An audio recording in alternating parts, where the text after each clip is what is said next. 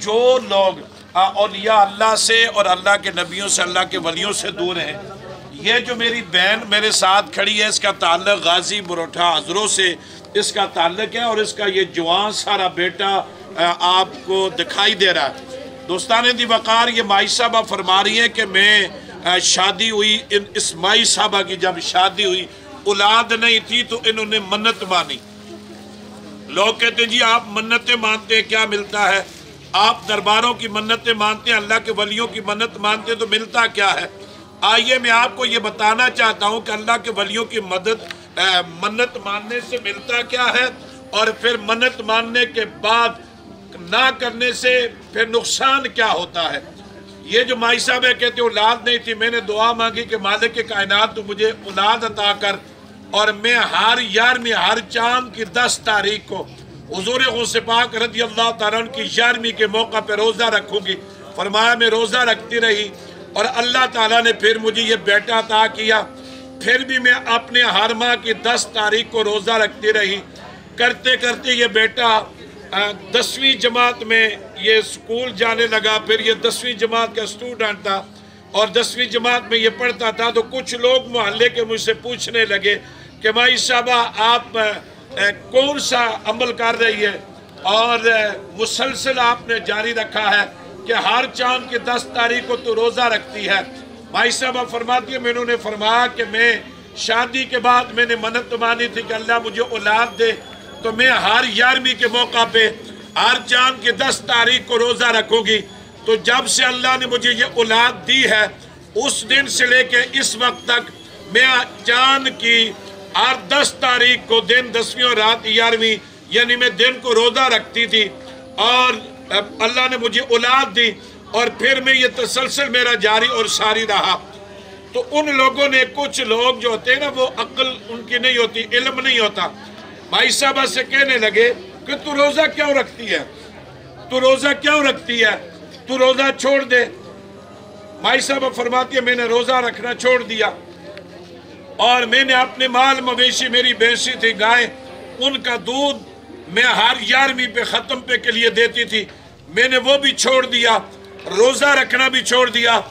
آج یہ مائی صاحبہ کے ساتھ یہ 6 فٹ کا جوان آپ کو جو نظر آ رہا ہے، فرمایا جس دن سے میں نے حضور غوث پاک کی 11ویں کے موقع پہ روزہ خدا کے لیے ہے، نماز اللہ کے لیے ہے، حج اللہ کے لیے، بندوں کے لیے کچھ، بندوں کے لیے عبادت نہیں کی جاتی، اس روزے کا ثواب حضور غوث پاک کو پہنچایا جاتا تھا۔ جو مائی صاحبہ روزہ رکھتے، یہ روزہ حضور غوث پاک کا نہیں تھا، روزہ رب کے لیے تھا، رب کی رضا کے لیے رکھتی تھی، اس کا ثواب حضور غوث پاک کو پہنچایا جاتا۔ فرماتی ہے کہ جس دن سے میں نے 11ویں شریف کا یعنی دودھ دینا بند کر دیا اور روزہ رکھنا چھوڑ دیا، تو 10ویں جماعت میں پڑھتے ہوئے یہ میرا بیٹا، اس کا ذہنی توازن خراب ہو گیا، اور آج یہ ماں دربار عالیہ بلاوڑہ شریف میں سرکار جی کے پاس آئی ہے۔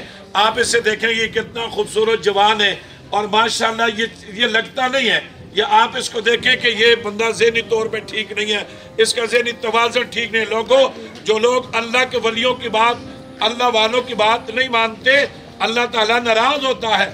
آج دیکھیے کہ کیا ان لوگوں کو کیا فرق پڑا کہ جن لوگوں نے روزہ چھڑوایا، جن لوگوں نے 11ویں شریف کا ختم دلوانا چھڑوا دیا، اور مائی صاحبہ فرماتی ہیں ادھر میں نے روزہ چھوڑا تو میرا بیٹا دیوانہ ہو گیا، پاگل ہو گیا، ادھر میں نے 11ویں شریف کے ختم کا دودھ دیتی تھی، میں نے بند کیا، میرے گھر کے مال مویشی ختم ہو گئے۔